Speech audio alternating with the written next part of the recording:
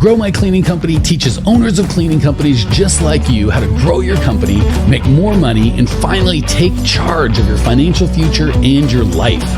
This podcast is about automating and creating systems that give you time and money freedom so you can grow like crazy without losing control. Since this is totally free, if you're getting tons of value, want to support us and make sure that you get more of the good stuff, subscribe, rate, and review to this podcast today. Now, on to the show. Hey, Clean Nation, Mike Campion here with the lovely Valerie the Great. For those of you who are on video, I think you can see it even says on her name, Valerie the Great. Valerie is just getting started in Sylmar, California. She is nice enough to come on the show as a guest and ask for a little bit of help. And I am a big, terrible human being and have been yelling at her for the last, feels like 8 minutes. She came on with wanting to do construction cleanup. And I think it was accidentally recorded. So I'll see if we can get them to release that as like the blooper reel. So you get a bonus podcast of why commercial cleaning or construction cleanup or non-recurring is terrible. I'll see if we can release that so you have it as a bonus. But now she's like, all right, great, jerk. That was my niche. I don't have a niche. How do I pick a niche? Is that fair or did I completely misrepresent you, sister? That's completely fair. How do I pick a niche, Mike? All right, let's do it. Construction is not the best place to scale. Not only not the best, it's the worst. You got a whole bonus section on it, so I'm not going to go into it. She was crying earlier. I have to pay her for counseling she's going to have to go through. All right, so let's talk about picking a niche. Let me tell you how not to pick a niche first, because I'll give you the 2 or 3 things that most people go through, which is wrong or not wrong. Ineffective is going to hurt you and slow your roll there. And then we'll talk about an effective way to pick a niche. So an ineffective way that most folks do is, who do I know? What's easy and what am I comfortable with? All of those will kill you, right? So many of the people that pick the construction cleanup is, I know a guy that can give me a construction cleanup job. I'm comfortable doing construction cleanup jobs, and they're easy to get construction cleanup jobs. All 3 good indicators, like why are they so easy to get? Why are the construction cleanup people so desperate for someone to do the work? Typically a red flag, right? So, or, I'm a mom and I own a home and I'm comfortable cleaning my own house. Therefore, I want to clean other people's houses. And I'm not saying that residential is a bad niche. I'm saying the why and how you pick it, it's really important that you pick it right. So most people are just like, who do I know? What's easy? And they want to take the easy route, which might work to get you into business. Oh, I got my first contract. I got my first whatever. But it won't take many months before you're like, you build a bad foundation. The quickest way to build a house, skip the foundation altogether. Just start putting sticks up and you'll have some sort of, structure pretty quick, like until a rain or a stiff breeze and then the whole thing falls down. Right. So going with a niche that you just like or are comfortable with, irrespective of the qualities of that niche, which we're going to talk about, is a great way to get something going quick that blows up in your face quick. Does that make sense? Any pushback or? That does make sense. That does make sense. So don't go with who you know, what you're comfortable with, what's easy to get, right? Like that's in life, right? Like if that's how life works, right? Like I was telling, Valerie, if I was looking for a date and people are like, I don't, hey, can you go out in 6 minutes? The girl's like, sure. I don't know you. I've got nowhere to be ever. This is the first one that's asked me on a date in a year. I'll go anywhere you want. Probably a red flag. Maybe you don't want a girl that's like, I don't know you. I've got standards and no, I'm not going to date you in 6 minutes. Like I'm a real human being. That's a good indicator, right? But I'm like, she's too hard. She wanted me to call her in advance and talk to her. This chick just said yes, anytime, anywhere, in any place. Yeah, I will get a date quicker that way, but it's probably not going to lead to the relationship I'm looking for. Yeah. Yeah. Same thing in business, right? The people are like, yeah, sure. Come on in. Let's do this. I don't care. Let's go. This works in hiring, by the way, when we're like, yeah, I had someone come in, I asked them 4.5 questions and then threw them up in their thing and told them to get going. I don't know why it didn't work out. Well, because you made it too easy, man. Absolutely. All right. Enough of that. So that's how you don't pick a niche. And she's like, that's not even my question. I've been on the phone with you for 20 minutes and you still not answered one question I wanted you to answer. All right. This is it. Buckle up, girlfriend. It's happening. So here's how we do pick a niche. Pain. And I know that sounds weird. Nobody gets it, but holy crap, is it the truth? I think it was Gary Halpert that said, if he was looking to open a restaurant, and I think he did this in a class, like, what's the number one thing that you would look for? And everybody says things like good food, cheap prices, like location, clean restrooms, easy to get to, like Good service, right? Good service. Thank you. Yeah. What's it called? Not tenant improvements, but like ambiance, right? A nice, all that stuff is like, couldn't be further from the truth. If you're looking to start a good restaurant or a successful restaurant, the number one thing that you want is a group of ravenously hungry people, period. So true, right? Like how many, we've all been to freaking, it's a little different now, but you know, if you're old like me, 20 years ago, you'd go to the ballpark and it's like, oh my gosh, this food is disgusting, but at least it's super expensive, right? The service was garbage. The prices were garbage. The food was garbage. The ambience was garbage, but there was a group of, they had 50,000 ravenously hungry people. They could be willing to pay, right? Everything else. Now you take the nicest, my favorite restaurant. Actually, I'm mad at them. So you take the nicest restaurant in the world. I'm not going to even say their name. You take the nicest restaurant in the world. You put it in the middle of nowhere with perfect food, perfect service, best pricing in the world. And it's 30 miles down highway nowhere. It's going to fail. Right. So exactly the same thing with our cleaning business, right? We need to understand people that have pain, right? If I'm hungry, I have pain. I will pay $20 for your crappy hamburger because I'm hungry and there's no other options. So pain. On the residential side, Does pain, can you take that as venturing somewhere makes you uncomfortable? Can I put that in different words? So something much more. It depends. What I'm getting with pain. So pain is discomfort is a low level of pain. So if I'm going to the doctor and I'm 10 pounds overweight, and for those of you who know me, it's clearly 20, but say I'm 10 pounds overweight, but my wife still loves me. I can still do all the things I want to do. What am I going to pay him to make me feel better? Right. Or to solve my problem. Now, if I'm in discomfort, right, I've got the flu or the sickness, what would I pay for that? Now, if I've got a gunshot wound and I'm in physical pain, what am I going to pay for that? So yes, you can have discomfort and those will the rate, that's what you'll get. So just at the ballpark, right? And the food's getting a lot better there now. It's still super expensive, but at least it doesn't suck.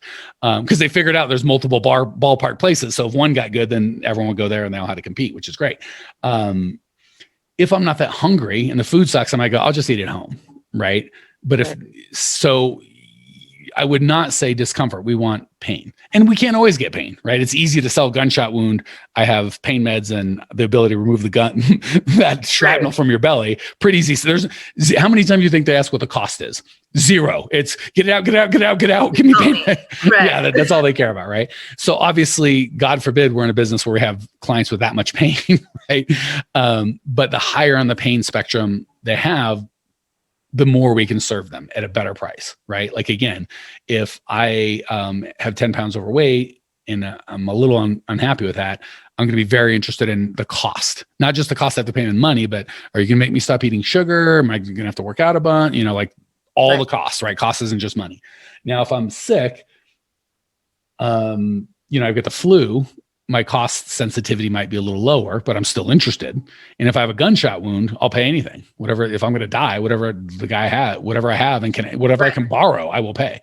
So the higher the pain we can solve, the more people will pay. And honestly, the more fun it is, right? So I guarantee you the guy that's like, yeah, I helped some guy lose 10 pounds and his life is 4% better, feels this good about his business. And the surgeon that's like, I saved 3 guys' lives today, feels really good about his business. Aside from making more money, it's worth all the headache we got to go through as business owners. So the cool thing is we can find people that have a lot of pain, and even better, we can help them articulate their pain. So with the 10 pounds, if it was affecting my love life and my relationship with my wife and I couldn't play with my kids and it was going to give me heart disease and, during COVID, if you're overweight, it's even more dangerous. And he starts helping me articulate all the costs.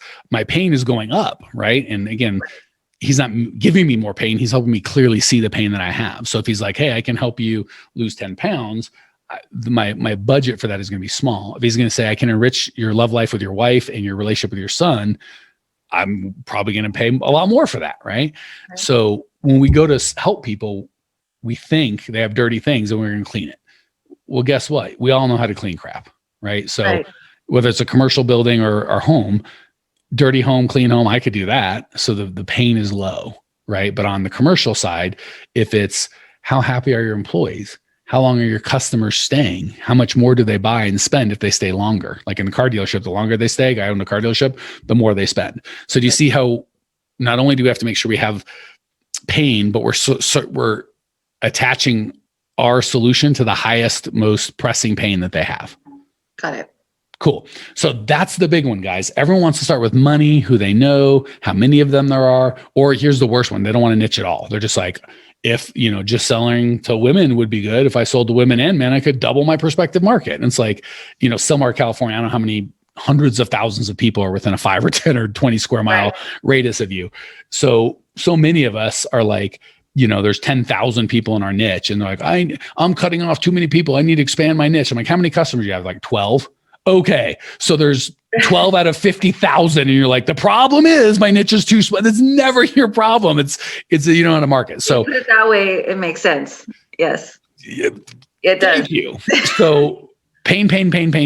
Again, you are looking for people. You are opening your restaurant. You want a group of hungry people. If you're opening your cleaning company, and beautiful thing about this is being recorded. What are we at? April of 2021. So COVID's kind of not in its heyday, God forbid, but it's still a thing.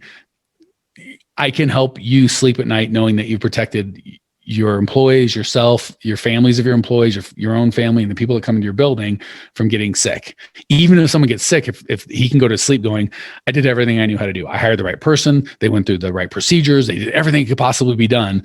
A, it's going to really protect them. B, if someone does get sick, they're like, hey, I did what I could do, right? So that's a much bigger pain that we can solve. So long story short, when it comes to how do I pick a niche, eliminate everything other than pain. Once they've got pain, bonuses are we want the ability to pay. But the beautiful thing is, again, if the guy with the gunshot wound doesn't have 10 grand or whatever it costs in his pocket, he'll figure out a way to make it happen. Right. So right.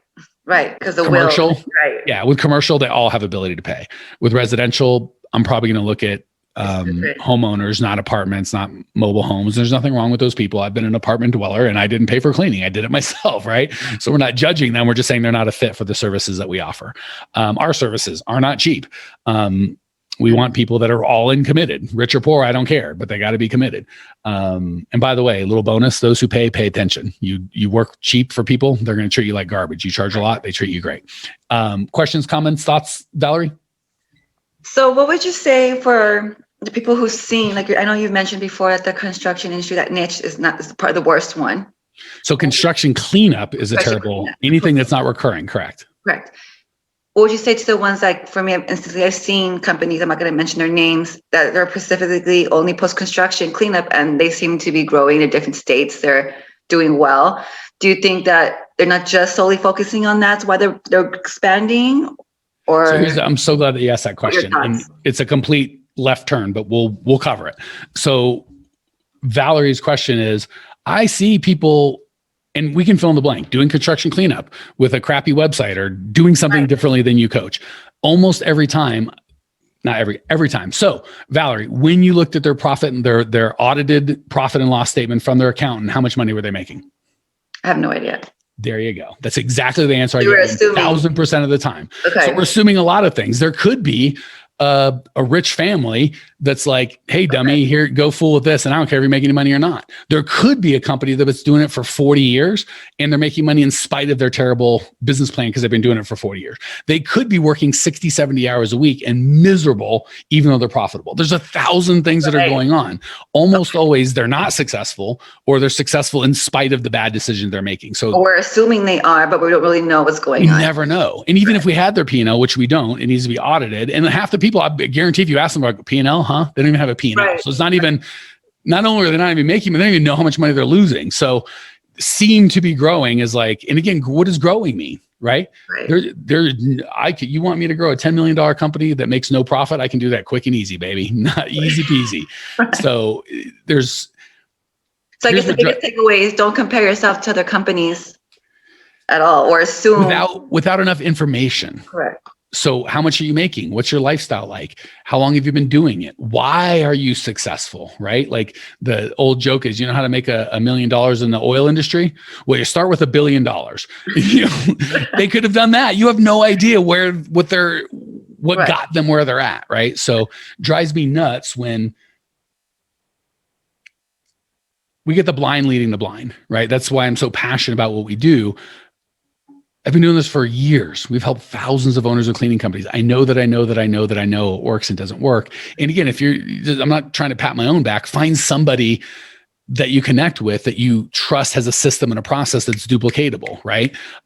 So again, perfect example. So you're like, well, how do I know you know anything? Well, if you go to growmycleaningcompany.reviews.com, there's over 100 people that are like, here's my numbers, here's my, you can call and Facebook them if you, again, it's up to them whether they'll talk to you or not. But I've looked at the P&Ls, I see this stuff. So when everyone else is like, what's the P&L say? I'm like, I know what the P&L says. And it says, I don't know what I'm doing. And I help them make a P&L and then they're broke and then we help them fix it. So find a guy or gal or a company with a system and a process and follow that proven system. Don't just be like, this guy looks like he's doing well, therefore, what's the old saying, like on Facebook, like don't compare someone's best day with your average day, which is what we do. Like we're sitting at home in our boxers, like cake, crumbs coming down our face on our 7th hour of, watching Mad Men.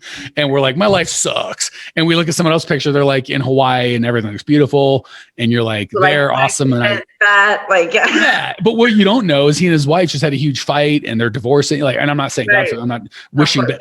But if you take his average day with your just cut it out with the comparison. Find someone that you know or a company that you know or a mentor or something and follow that with. So I like modeling other people, but you got to know what they're actually successful and you got to know why they're successful, right? Like there's so many companies in the heyday of Google, their timing was perfect, right? They just got in and they figured out how to stuff a bunch of links into something and made a bunch of money really quick. And you're like, oh my gosh, I could do that. And then, Google did their first algorithm change and they all evaporated tomorrow. So you just got to know. And just going, they seem to be happy. Like, okay, I'm going to base my whole business model on what this knucklehead seems to be doing. That's crazy talk. All right.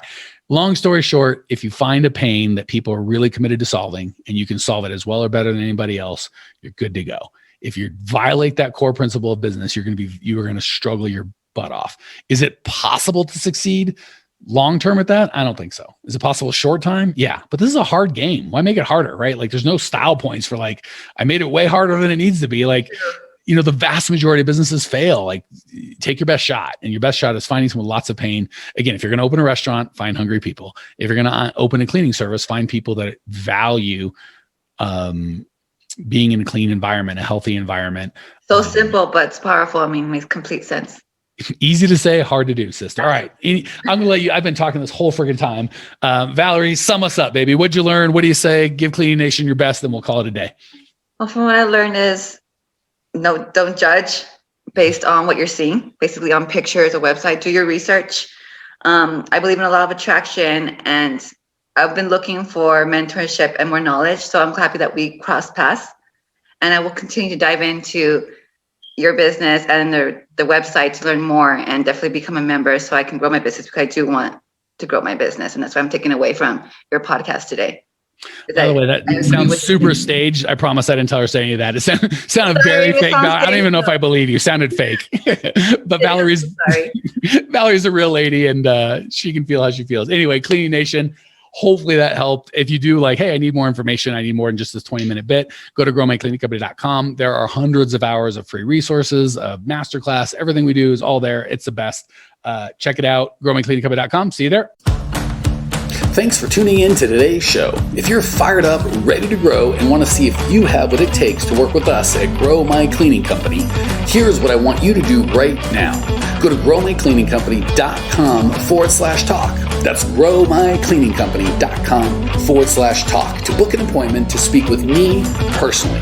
I'm going to jump on the phone with you to get you crystal clear on where you are now, where you want to be, and how to get you there.